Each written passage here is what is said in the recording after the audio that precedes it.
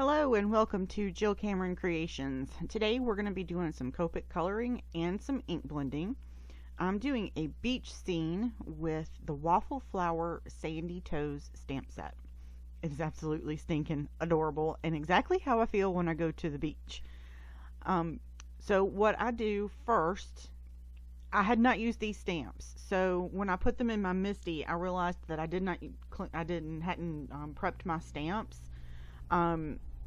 So I put them in here and I went ahead and closed it, and I did stamp off a couple times before I actually stamped on my panel, just to make sure that I got a really good impression when I stamped my images on my Nina Solar White 80-pound cardstock.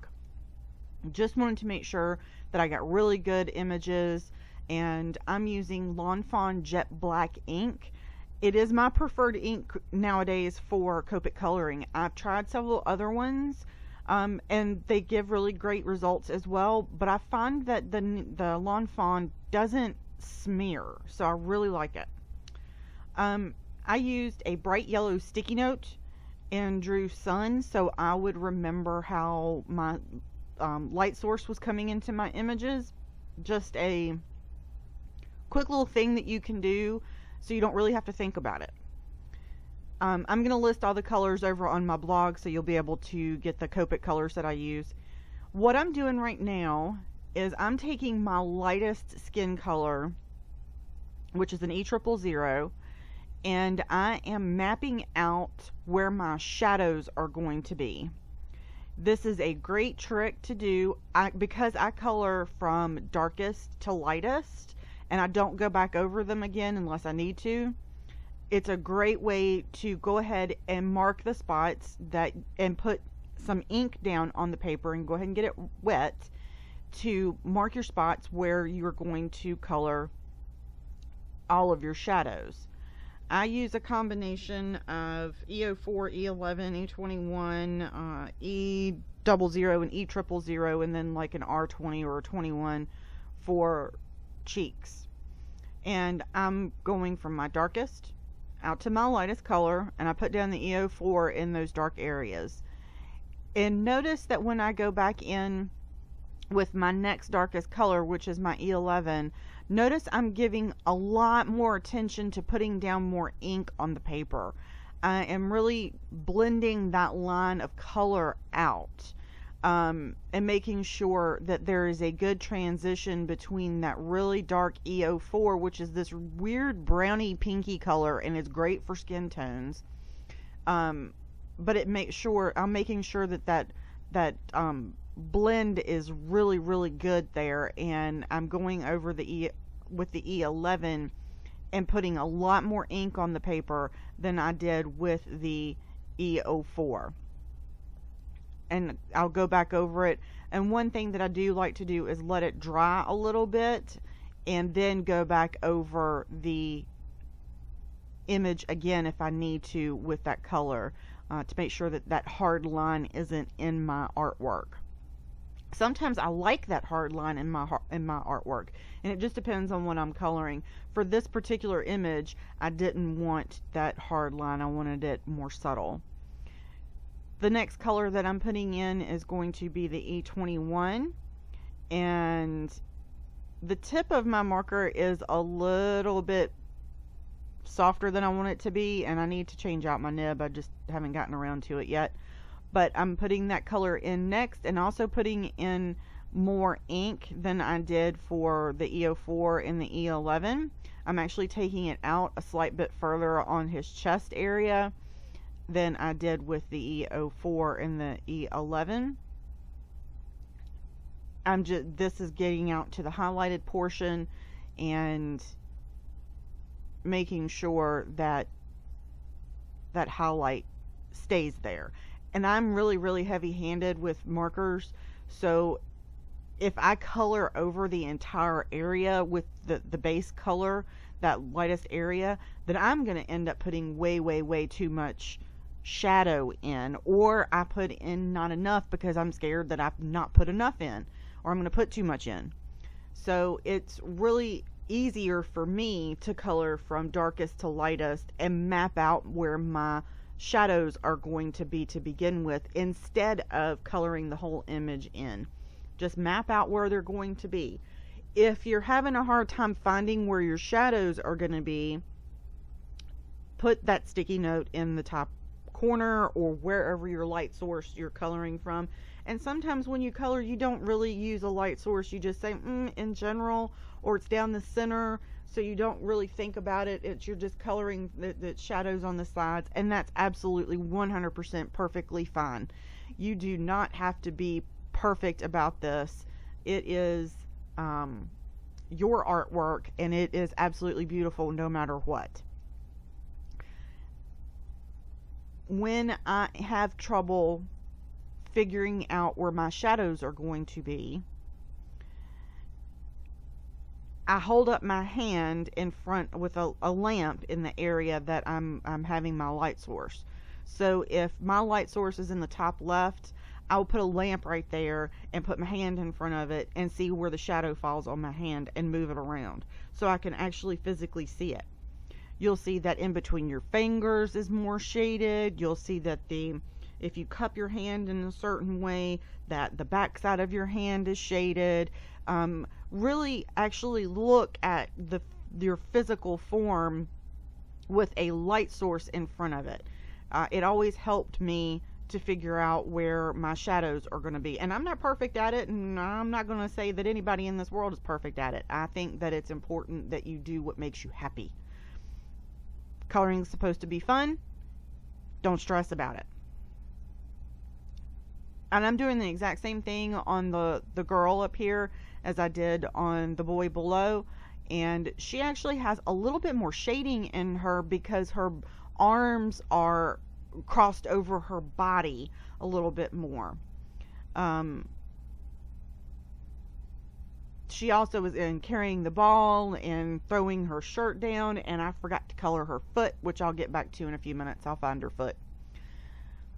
We're going to move on to coloring. I kept the color of like their shorts and their flip-flops and the ball and her dress and the shirt. I keep that really, really, really simple.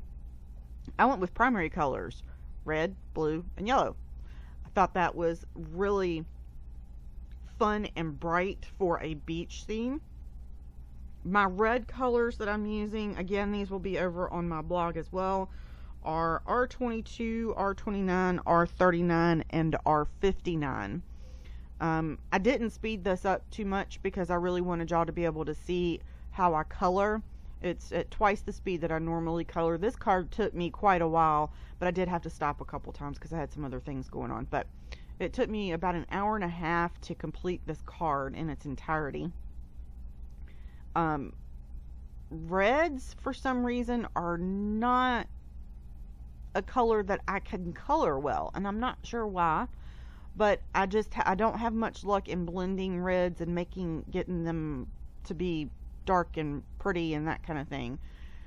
So this is my lightest color, red, which is way, way, way too light, I think. So I did some tip to tip blending on this so that I could get a little bit different of a mid-tone and get the darker colors to blend into the lighter colors. One thing that I'll do as I'm coloring is I will mark off on a different piece of paper that light color. So I was thinking, okay, I have red. Now what am I going to do? Oh yeah, yellow and blue will go with that. So while I'm finishing up the rest of this, and I was just touching up some of their hands and that kind of thing, I wanted to touch on a couple things. I am a new blogger. I've been blogging about a year. My website has affiliate links on it. And if you're not familiar with affiliate links, those are links to the products that I use in my videos and in my cards that don't cost you any more money, but I make a little bit of something from it when you click on those links and make a purchase. Let's say that I bought this stamp set originally from scrapbook.com, and I'll put that link over on my blog, and if you click on it and you purchase this stamp through scrapbook.com, I get a percentage of those sales.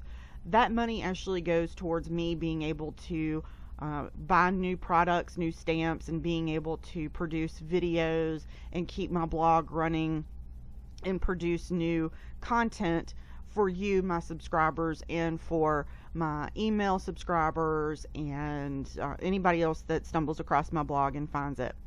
So I just wanted to point that out real quick, that I do have those affiliate links to help me, and this is actually how I'm making money right now. This is where I want to my career to be, is making cards and making money. I'm able to stay at home. I'm able to help Chip, my boyfriend, with his business as well, which I do all of his bookkeeping for his construction company and do payroll for him.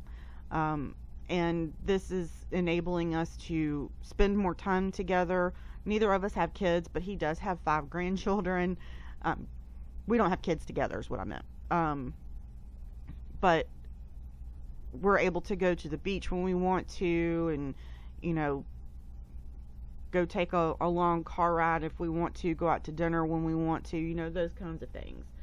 So it's been a lot more freeing. It's been a different kind of stress. It's been stress relief of me not going to my previous job, where I was so stressed out all the time that I would come home in tears and just, I was miserable.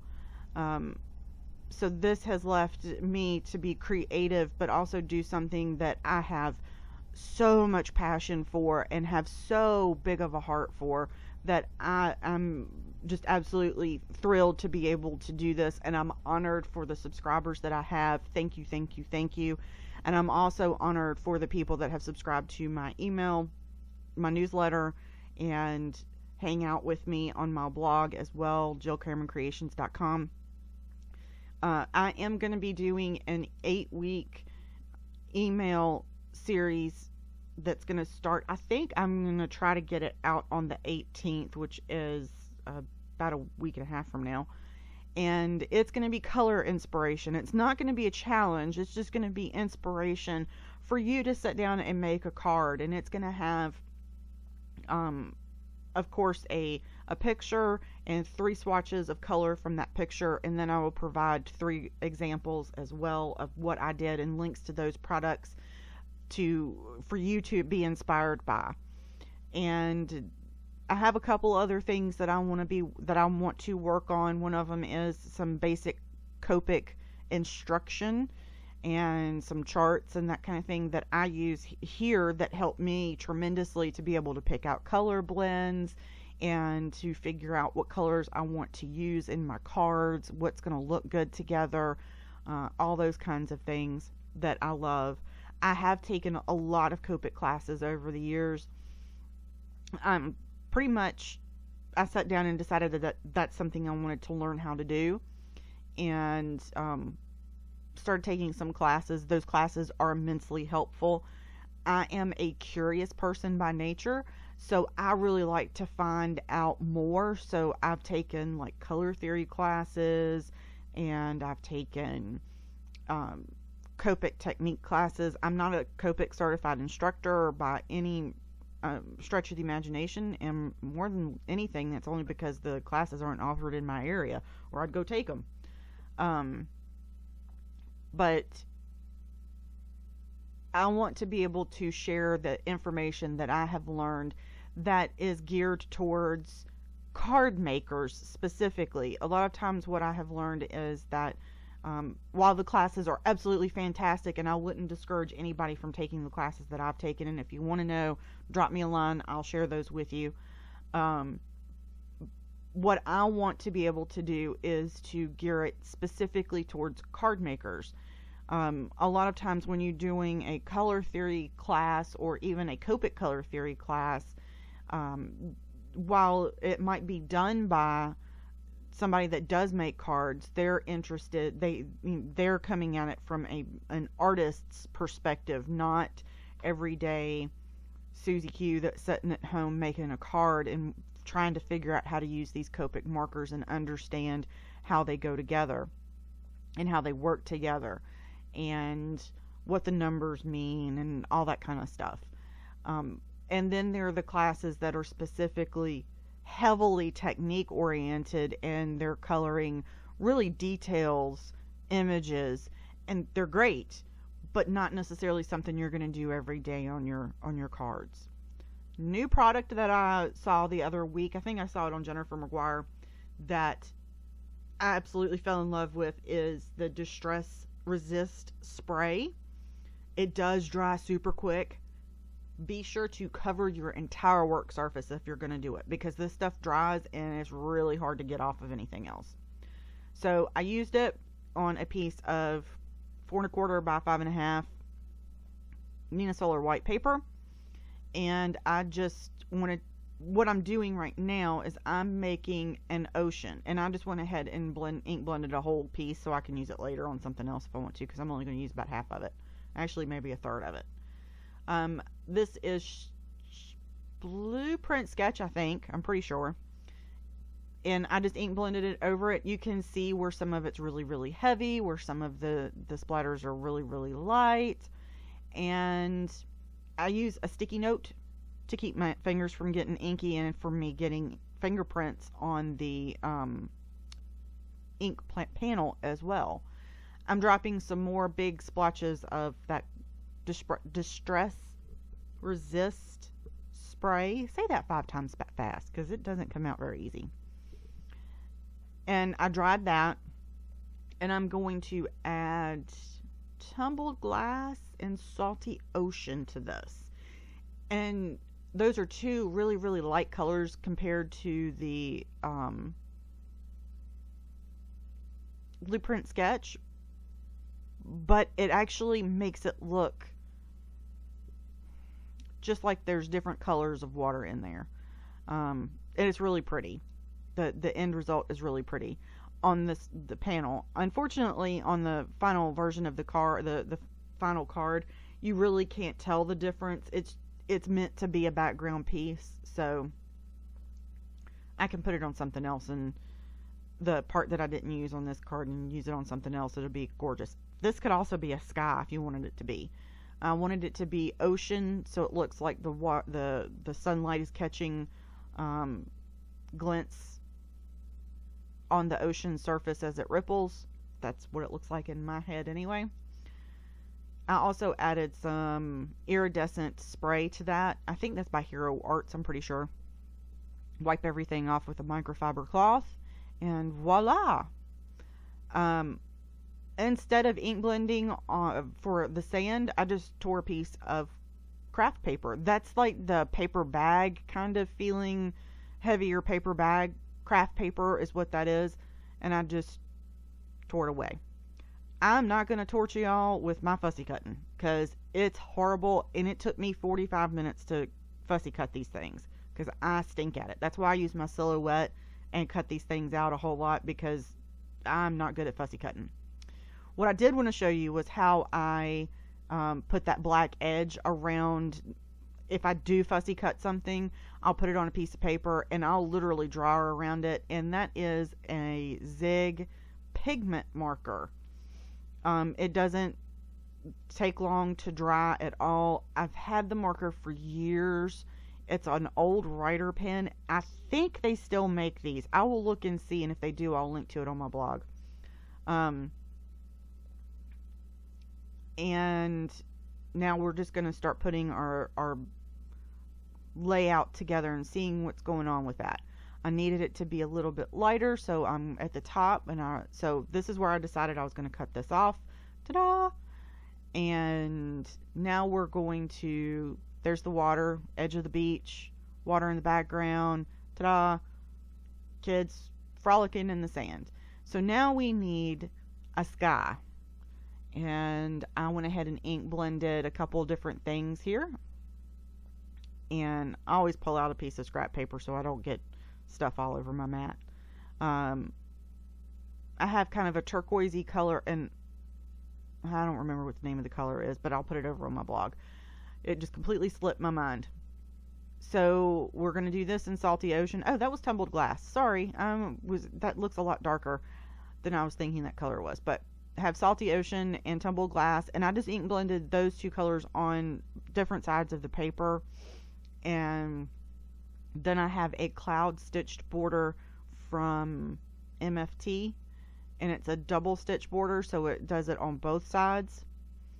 I got a clean piece of paper because I'm going to ink up some orange, some yellow and some orange, and I didn't want any ink from my other panel to pick up on this at all, even by accident. So this is going to be a sunshine, and because if I'd have gotten any of the ink from the other piece of paper, even accidentally in that card, it would have turned it green, and I don't want a green sunshine. I have two different sunshines, and I got the one with the pointy edges. And now we're just going to tape those into place, and I'll run those through my Spellbinders Platinum machine and cut those out. And I made sure that they weren't off the edge so that they would go across the whole entire front of the card instead of sticking to the being cut off too short or something. I made sure that they both fit. And then I'm going to stack those. And I think next I'm going to cut out my sunshine. Yeah. I like to put stuff back because if I don't, I will lose it, or I have a kitty cat that will come up on get up on my desk and knock stuff off on the floor, and then she loses it for me. We'll go ahead and tape that into place, and then we'll cut out that sunshine. I will say that I wish I had put my sunshine further up in the corner than what I did, but it's okay. It's a great big sunshine. And now we're going to assemble our card. I use Nina 110 pound cardstock for my card bases, and I just grabbed a panel of 80 pound to put my card together on. I'm just test fitting everything, making sure I like it, and I don't like that white in the background there. So I get everything done, go woohoo, and then I pull everything off of it, and I did some tumble glass just straight down the middle of the panel. And notice I still pick up that sticky note, and it's literally so that I don't get fingerprints on my card, because I will get fingerprints on my card. It never fails. I always do. Alrighty, now I have just this plain old tape runner. I think it's Tombow tape runner. And put this on the top of the card. And I also have a discontinued tape runner that I'm trying to use up, so that it's not here anymore. I'll hurry up and use it up. I'm trying to. We'll go ahead and get the water down, and then we'll get the sand down. Wasn't that just an easy sand? So there's the discontinued tape runner I'm trying to use. I loved that tape runner, and they discontinued it. It's just sad. Very, very sad. But anyway, we're going to pop some stuff up as well. I'm going to pop up the sunshine and the little girl, and I still have a big mama roll of Scotch foam tape, and I'm going to put my sunshine in there, and then I'm going to cut the edges of it off. I have Fiskar Teflon coated scissors. I love them. And go ahead and put some foam tape on her real quick. Peel those little pieces off. Pop her down. And for the last little touch, what we're going to do is there is a I decided not to pop him up. I went with some Zig liquid glue pen there. There is a coordinating stamp in the stamp set that makes it look like they're kicking up the dust in their feet and stuff. So I added that at their feet, and added a couple different touches of a couple different colors there. One I did in Versamark because it's tone on tone. So I did that in a couple places, and then I did one that was a little bit darker, so it looks like they're kicking up the sand. Isn't that cute? For our sentiment, we're going to use a sentiment from the stamp set itself, and life is better at the beach, which is true. Life is so much better at the beach. That's actually something that we're hoping for and praying for. In the next couple years, we'll be able to sell the townhouse and move to the beach. We're looking at moving down to Surfside, Merle's Inlet area. We love it down there, and Chip actually lived down there for about 10 years. And that's something that we're looking at doing. I have website will travel. He's going to look at retiring, which would be great for him. You initially saw that I pulled out white embossing powder, and then I realized I don't need white embossing powder because I'm doing VersaFine Black Onyx ink. I needed clear embossing powder. So I did that and went ahead and heat set it real quick. And then we'll do the beach part, and then I'll cut those out in strips using my paper trimmer. And then I cut down the beach sentiment part a little bit more with my scissors. You'll notice that most of the time I don't stamp my sentiments using my Misty unless it's a big sentiment, or I need it to be on the cover of my the front of my card. I will use it on a block and line it up and align everything that way. It doesn't bother me whatsoever if a sentiment strip is not perfect. It doesn't bother me when my cards aren't perfect, because there's no such thing as perfect, and I'm good with that. So just cut those down with my Fiskar reinforced paper trimmer. Cut off the edges of beach here, and I cut these down, and ta-da! And I believe I just attached those straight down. I did not like them. I tried to do it cockeyed, but it's just not in me to do that. I just can't do that. Trimmed down the length and width of that just a little bit more for the beach, and then I took my Zig 2A glue pen to finish off that little single strip there, and ta-da! It's all done. Thank you so much for joining me. If you have any questions, let me know. I promise I'll get better at the voiceovers. Thanks for sticking around. Have a great day.